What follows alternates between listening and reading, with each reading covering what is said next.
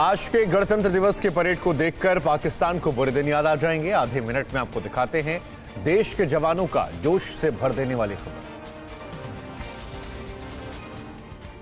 देश आज देखेगा कि 1971 के युद्ध में पाकिस्तान के छक्के छुड़ाने वाले विंटेज टैंक और तोप राजपथ पर परेड में सबसे पहले PT-76 और सेंचुरियन टैंक आएंगे, जिन्होंने 1971 के युद्ध में पाकिस्तानी सेना की धज्जियां उड़ा दी थी। ये विंटेज टैंक अब सेना के जंगी बेड़ा का हिस्सा नहीं है और खास तौर से म्यूजियम से परेड के लिए बुलाया गया है। हाल ही में देश में 71 के युद्ध की स्वर्णिम विजय वर्ष मनाया गया था। इसके अलावा 75/24 विंटेज तोप और टोपेक आर्म्ड पर्सनल कैरियर व्हीकल भी परेड का हिस्सा होगी। 75/24 तोप भारत की पहली स्वदेशी तोप थी और 1965 और 1971 के युद्ध में हिस्सा लिया था।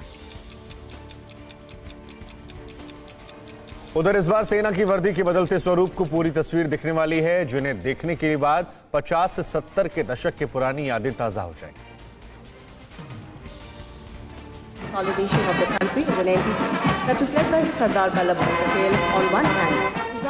राजपथ आज 50, 60 और 70 के दशक की 6 तरह की यूनिफॉर्म में उस वक्त के हथियारों के साथ सैनिक मार्च करेंगे। राजपूत रेजिमेंट के जवान 1950 की वर्दी पहनकर 303 राइफल के साथ मार्च करते नजर आएंगे। इसके बाद असम रेजिमेंट के जवान 303 राइफलों के साथ 1960 में प्रचलन वाली वर्दी पहनेंगे। जम्मू कश्मीर लाइट इन्फेंट्री के सैनिक 1970 की वर्दी में 7.62 mm राइफल के साथ होंगे। पैराशूट रेजिमेंट की टुकड़ी लेटेस्ट टेवर राइफलों के साथ इसी साल लॉन्च की गई नई लड़ाकू वर्दी पहने नजर आएगी। इनमें 2 ऐसे यूनिफॉर्म है जो अभी तक सैनिक पहनते आ रहे हैं। इसी महीने आई सेना की नई डिजिटल पैटर्न वाली कॉम्बैट यूनिफॉर्म में पैराशूट रेजिमेंट के कमांडो कदमताल करते दिखाई देंगे।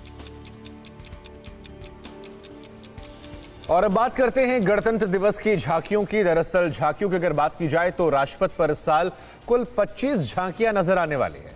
और इसके साथ ही इस गणतंत्र दिवस के खास समारोह पर और क्या कुछ खास होने वाला है, हम आपको आधे मिनट में पूरी रिपोर्ट दिखाते हैं। Is from Tamil Nadu. The tableau of the state of Tamil Nadu showcasing the 4 cards.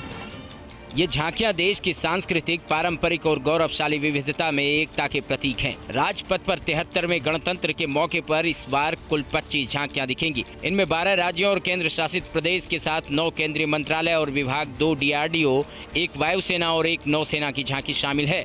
इस साल राजपथ पर दर्शकों के ठीक पीछे 750 मीटर लंबा खास कला कुंभ कैनवास होगा। इस कैनवास के 2 भाग होंगे, जिस पर देश की अलग अलग पेंटिंग और चित्रकारी जैसे मधुबनी पेंटिंग और कलमकारी की छाप होगी। ये दोनों कैनवास पिछले कुछ महीनों से भुवनेश्वर और चंडीगढ़ में तैयार किए जा रहे थे। करीब 600 चित्रकारों ने इस कैनवास को बनाने में हिस्सा लिया।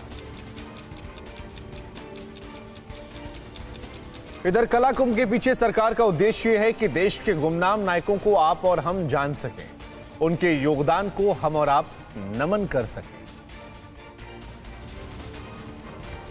भारत की गणतंत्रता लोगों के जनगण मन का आधार है, जिसे पाने के लिए कई सेनानियों ने स्वतंत्रता आंदोलन के दौरान अपने को न्यौछावर कर दिया।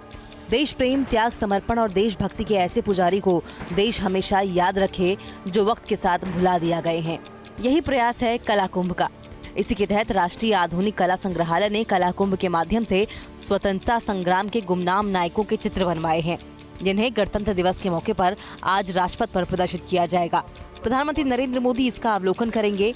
कला कुंभ से जुड़े कलाकारों के साथ देश इस क्षण का बेसब्री से इंतजार कर रहा है, जब गुमनाम अमर सेनानी आंखों के सामने होंगे।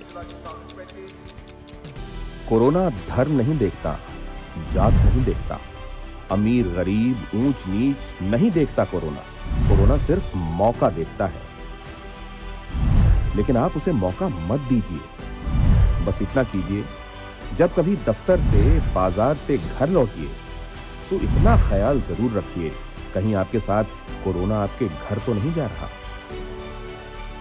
भूलिए मत, कोरोना अभी जिंदा है।